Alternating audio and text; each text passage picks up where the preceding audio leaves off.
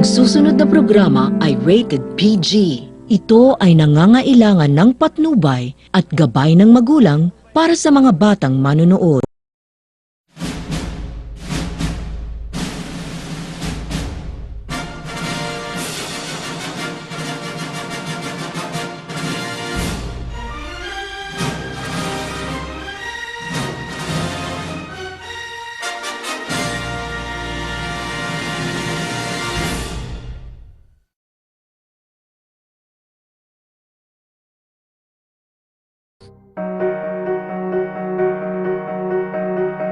Hi, ako nga pala si Ria Rodriguez, aka Lia.